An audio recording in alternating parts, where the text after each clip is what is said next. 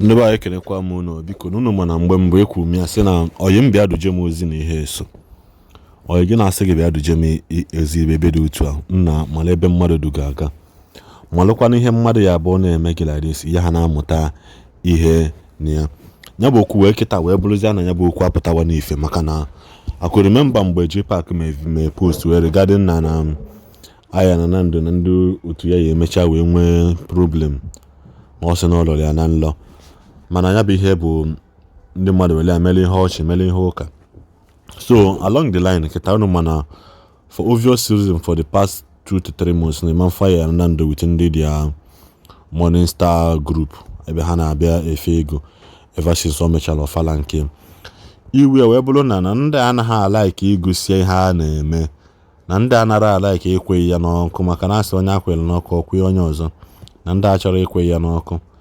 na ndị a bụkwa na ha pụta hafụ update a hide earlier from him na ha ọmakwana ha na-enwe ozikwa ọgwụ anụnwa ha na-agwọ ya na ha sokwa eme ka ndị ha na-eme akpata ego na they are not telling him the truth. That is what you say na ihe bụ na gị na enyi gị nwee na-eme because he was speaking in parable, but if you have to decode ihe Ayaya na Nando na-ekwu ịma na Ayaya na Nando ji okwu wee bịa o wesị ka o decode nya bụ ihe ka unu wee malụkwa na ụdị ihe dị otu a adị ọzịkwa maka na ha naghị ekwe ha naghị achọ ka enye ya update every time ha na-ezoli ya ihe ọ dịzị aka asị na ọ na-agba aka etiri ọnwa aka apụta na-efe ego at the end of the day nye nwakwa ma mfụ nke ọ kwetara na ya maka na nye nwakwuba Ayaya na Nando gbara ọfala nke o mere omenala nke nwere ihe ọ pụtara n'ime ya adọshọ na onwe ike ọ bụ na ọ dataghị ego o kwesịrị ịdata because na mgbe ahụ o mere omenala nke the bishop bụ akwụkwọ tiwara aka anọghị in town afọ nka ndị ọzọ si wee bịa feel so reluctant n'ihe a na-eme mana mgbe ahụ ndị rumo na-ewu mgbe ahụ na Ayaya na Nando na ndị anọ ọzọkwa na Ayaya na Nando na ndị anụ anọ ọzọkwa so amaghị welezi uche wee na-amonitọ ihe na-eme wee fụ na nna ya bụ ihe abụrụkwananụ nke bụ eziokwu biko ndị be anya chọrọ m ka unu nene this video ka unu nụ ihe Ayaya na Nando kwuru regarding ya na ndị Morning Stars movement group ha. Don't forget to share this video and subscribe to this channel. Ekenekwa m unu gwagụcha ntị nke ọma ka unu nụ the reason why igwe Ayaya ji wee pụọ na Morning Star. Ọ kọwapụtago the reason o ji wee pụọ na Morning Star. Na ibe o ji pụọ na Morning Star bụ na achọghị igosi ife a na-arụ na ọ na-esogharị ha n'azụ ka ya gosi ife a na-arụ ka ha si ebute ike na ha ama egosi ife a na-arụ na ebe a na-eme bụ akpọrọ ya bịa ṅụọ ngwụ na nwaanyị jee họteelụ taa tọkị taa ngwobi ya na-ebi ndụ ebicha ndụ akwụ ụgwọ n'ọlaịfụ ahụ ka a na-egosi ya ọ na-agbalịsi ike ka egosie ka a ga-esi wee bute ike a ọ gaghị esi wee nweta new format of awele maọbụ oke ite ma ọ chaka mmụọ ma igbugbo na ha na-ezoro ya ezoro so ịma na okwu na-ada adịkarị na gịnị n'ilu onwe onye kpọrọ afa mana ekwu okwu amaraghị onye a na-agwa gụcha ntị nke ọma ka ịnụ ka igwe Ayaya si wee kwuo na nga na ihe a 2024 na o mesogharịzi mmadụ n'azụ again na ọ bụ na ị nwere oyi bịa ka erie ka a ṅụọ ka eje họteelụ ṅụọ nkwụ mee nke na nwaanyị mana ọ chọghị igozi gị update gị hapụ oyi ya na ya abụghị ezigbo oyi well onye a na-ekwu amaraghị onwe I had to tag the video and the members probably he might be referring to Akwa. He might be referring to Akwa, though he did not mention anybody's name. But were I knew said I know more. Maroya na Akwa, maka na hatu yinu kọwara mmadụ mana gịnị na-ego eji lụ ndị gị mere gịnị tara n'iyi gere ntị gị na Ayaya kwuru ịmara Okongu kwuru na ọ pụgo na klọb nche na ihe eji egwu egwu. Now the prophecy kwuru na 2023 has come to fulfillment. Let's watch.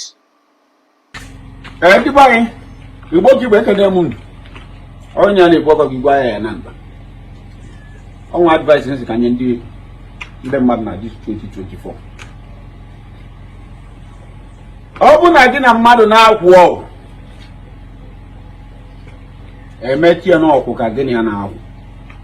ọ bụla ezigbo ọkwụ gị nwoke ọ bụla ezigbo ọkwụ gị nwaanyị anyị kwuru nye nwoke na nwoke na-akwụ ọkwụ dị mma nwaanyị na nwaanyị na-akwụ ọkwụ dị mma nọ n'ọgwụ ga gịnị ya na-akwụ ka ị mara ma ọgwụ ọkwụ bịa ka anyị jee ka anyị ṅụọ mmanya chụkọ nwaanyị ụdị akọ dị na nwoke ụdị akọ dị na nwaanyị ọ bụ na ọkwụ bịa ka anyị ṅụọ mmanya chụkọ nwaanyị pụta na ya na this 2024 because o nwere ihe ya pasita tụrụ na this 2024 pụta na ya mana ọ bụrụ ọkwụ ya bụ nọrọ na nsogbu ọkpalị ga-alụ nye gị sọpọt kwado gị mali na ezigbo ọkụkọ ọ bụ mali ya na ihe adị nnekwu na this 2024 ana m enye nwoke ọbụla advice ana m enye nwaanyị ọbụla advice ana m ebe ka mmụọ na-ebe ka mmadụ ka 2025 ala dị gị ka 2023 ibe ndị ekwu nwoke ndị agwa ya nwoke na-agwa nwaanyị bụ ka 2025 bụrụ gị ezigbote ihe ọkwụ gị bụrụ ọkwụ na-aṅụ mmanya pụta na ya ọkwụ o jikwa ego nke ọ na-eme ihe ego ma nke nwa na-esie n'ike ka ị mara na ya amata ka esi nya bụ ihe ka nke gị wee gara ọ wee bụ na ihe ọ na-eme bụ ọkpọje gị họtelụ na ṅụọ mmanya taa chicken chụkọ nwaanyị ọ bụrụ ọgwụ gị nwaanyị o ji ego nke ya na-abanye nke ga na-abanye ebe ọ na-eme bụ ọkpọje gị na họtelụ na ṅụọ mmanya taa chicken ọkwụ ụgwọ ọ na-ebueli gị hotel to hotel ọnwa ebu na ya ji odulu gị jee ibulu oti mkpu ya pụta na ya ka 2023 ya dị ka 2024 ambịakwa ka ndị ebe njikọ na mjikọ Orejiela, orejiela o, orejiela o, orejiela o, orejiela. Ọhụrụ for the prophecy, you know, amara m na agba prophecy but agba prediction, but to me, it's a prophecy coming true or prophecy fulfilled. When I wrote that, na this year, last year, 2023, people ga feel na m na-ama ọkụ Ayaya Nando ọ na na-eji egwuregwu mana abịaghị m bịa fụ rete nyoo utu anya ime mmụọ nyoo utu anya njibụrụ onye ụkpọ nyoo utu anya njibụrụ onye ọfụ as FBI wee mara na this relationship agaghị ala asị and Ayaya Nando echefugo na ha ṅụrụ iyi na ofe ihe ga-eme ibe na ọ ga-ekwupụta Ayaya wee chefuo na ha gbara ndụ Ayaya wee chefuo na ha dị in communion in togetherness wee begide wee fọrọ wee fopụ ama na ihe ahụ unu ṅụrụ na o emecha arụ ọrụ n'isi gị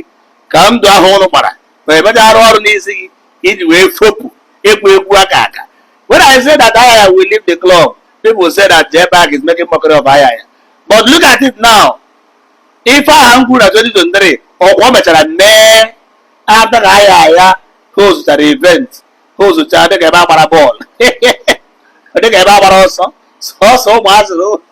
na agadi nwaanyị agadi nwoke eze pụrụ n'ọnụ awara bịa ṅụọ nkwụ lelee mmọnwụ mee bụ mee dị ebe ha abịa Ayaya wee lecha ọhịa ka mma afụ na klọb a ọhịa na oru n'oge nke m na ndị mmadụ atọrọ ọp Ayaya wee were n'oge wee were slippers ya chacha slippers wee richapụ ọsọ na-agba ọkpa na-akụ gịnị n'azụ isi. Well, I hope you have watched the video. Ihe ọma ị ga-emere mbụ metụ aka na share button. Amadị m ebe mmadụ nwụrụ ụzọ na-ayọ mụ abụ FBI. Ihe ọbụla itinye na Facebook, we will help you to do what? To analyze it. Ndewo.